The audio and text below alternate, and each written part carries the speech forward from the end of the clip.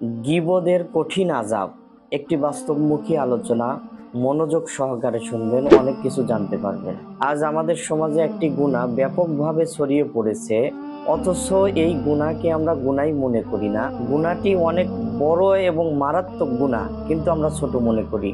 সেটি হচ্ছে গীবত, অর্থাৎ কারো অনুপস্থিতিতে তার দোষ এবং খারাপ দিক নিয়ে আলোচনা করা, এটাই হচ্ছে গীবত। এই গীবতের বিষয়ে নবীজি সাল্লাল্লাহু আলাইহি ওয়াসাল্লাম ইরশাদ করেছেন, আল গীবাতু আশাদ্দু মিনাজ জিনা।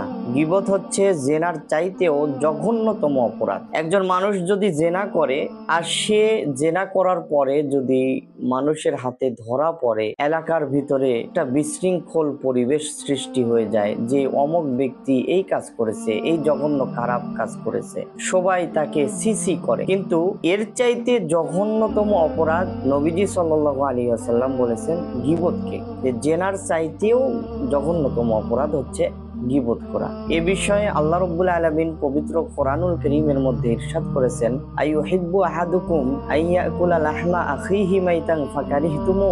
আল্লাহ রাব্বুল আলামিন বান্দাদেরকে উদ্দেশ্য করে বলছে যে তোমরা কি তোমাদের মৃত ভাইয়ের গোশত ভক্ষণ করা এটা কি পছন্দ করবে?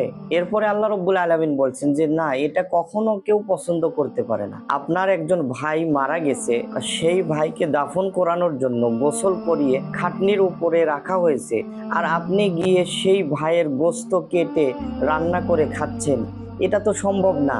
এটা তো জঘন্যতম অপরাধ, মানুষের গীবত করা, কারো অনুপস্থিতিতে তার দোষ এবং খারাপ দিক নিয়ে আলোচনা করা, এটা হচ্ছে তার চাইতেও জঘন্যতম অপরাধ। মৃত ভাইয়ের গোশত ভক্ষণ করা তার চাইতেও জঘন্যতম অপরাধ। জেনা করা তার চাইতেও জঘন্যতম অপরাধ হচ্ছে এই গীবত করা। নবীজি সাল্লাল্লাহু আলাইহি ওয়াসাল্লাম ইরশাদ করেন যে আমি মেরাজের রাত্রিতে যখন সফরে ছিলাম, জাহান্নামের একদিকে দেখলাম যে এক শ্রেণীর ব্যক্তিদের আল্লাহ রাব্বুল আলামিন তাদের হাতের নখ বিশাল বড় বড় তামার করে দিয়েছে। হাতের নখের চারা তামার, সেই চারা দিয়ে তারা তাদের নিজের বুকের ভিতরে আছর মারছে, তাদের নিজের শরীরের মধ্যে, তাদের চেহারার মধ্যে আসর মারছে, আসর মেরে মেরে গোশত তুলে ফেলছে। তাদের শরীরটা রক্তাক্ত হয়ে যাচ্ছে, পুনরায় আবার তাদের শরীর ভালো হয়ে যাচ্ছে, তাদের চেহারা ভালো হয়ে যাচ্ছে। এরপরে আবার তারা তাদের শরীরের উপরে আসর মারছে, শরীরগুলো রক্তাক্ত করে ফেলছে, নিজেকে নিজে শাস্তি দিচ্ছে। নবীজি সাল্লাল্লাহু আলাইহি ওয়াসাল্লাম সাইয়্যিদুনা জিবরিল আলাইহিস সালামকে জিজ্ঞাসা করেছিলেন যে ও ভাই জিবরিল, এরা কারা? এদের এমন শাস্তি দেওয়া হচ্ছে কেন? জিবরিল আলাইহিস সালাম তখন বললেন যে ইয়া রাসূলুল্লাহ, ইয়া হাবিবাল্লাহ, হুজুর, এরা হচ্ছে ওই জাতি যারা দুনিয়ার বুকে মানুষের গীবত করত। গীবত না করলে তাদের পেটের ভাত হজম হতো না। আমাদের সমাজেও এমন মানুষ রয়েছে যে অন্যের কথা, অন্যের দোষ, সেটা যদি আলোচনা না করে, সমালোচনা না করে, তাহলে তাদের পেটের ভাত হজম হয় না। তো এরা হচ্ছে ওই জাতি যারা দুনিয়ার বুকে গীবত করে বেড়াতো, মানুষের গীবত করত। এই জন্য আল্লাহ তাআলা কিয়ামত পর্যন্ত এদের এই শাস্তি নিযুক্ত করে দিয়েছে। একজন লোক মৃত্যুবরণ করলো, জানাজায় অসংখ্য মানুষ সমবেত হলো, অংশগ্রহণ করলো, জানাজায় অনেক মানুষ অংশগ্রহণ করলো। সেই জানাজার শেষে যখন বাড়ির দিকে মানুষজন আসছে, সবাই এই কথা বলছে, এই কথার সাক্ষ্য দিচ্ছে যে লোকটা অনেক ভালো ছিল। কিন্তু একজন ব্যক্তি বলে উঠলো যে হ্যাঁ, লোকটা ভালো ছিল, তবে তার একটা খারাপ অভ্যাস ছিল, তার একটা বদ অভ্যাস ছিল। শুধু এতটুকু বললো, অর্থাৎ এটাই গীবত। সেই ব্যক্তি মৃত্যুবরণ করেছে, তার বিষয়ে আমরা ভালো বলবো। তো ওই ব্যক্তি কি বললো যে সব কিছু ভালো ছিল, কিন্তু একটা বদ অভ্যাস ছিল, বাস এতটুকু শুধু কথা বলেছে। রাত্রিতে সেই ব্যক্তি ঘুমিয়ে পড়েছে, ঘুমের ভিতরে স্বপ্ন দেখছে যে সে মৃত্যুবরণ করেছে।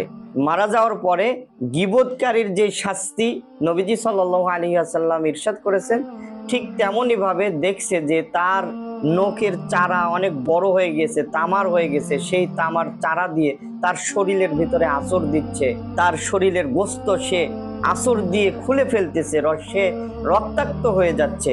এরকম সে আযাব পাচ্ছে। সে হঠাৎ করে তার যখন ঘুম ভেঙে গেল, সে কান্না করতে করতে ঘুম থেকে উঠে সে তওবা করলো যে আমি আর কখনো আমার জিন্দেগিতে আমি কখনো আর গীবত করব না। গীবত করে কি লাভ? নিজের ক্ষতি ছাড়া আর কিছুই না। আসুন আমরা সবাই প্রতিজ্ঞা করি আমরা কখনো গীবত করব না, এবং আমাদের সামনে কেউ যদি গীবত করে আমরা প্রতিহত করব, বাধা দিব, নিষেধ করব, নিজেদের জবান হেফাজত করব। মনে রাখবেন, গীবত এমন একটি গুনাহ যা একজন মুসলমানের ইজ্জত, সম্মান, কবরের শান্তি সবকিছু নষ্ট করে দেয়। আসুন নিজে বাঁচি, অন্যদেরকে বাঁচাই, গীবত থেকে আমরা দূরে থাকি। আমরা গীবত করব না, গীবত শুনবো না। আল্লাহ রাব্বুল আলামিন আমাদেরকে গীবত থেকে দূরে থাকার তৌফিক দান করুক।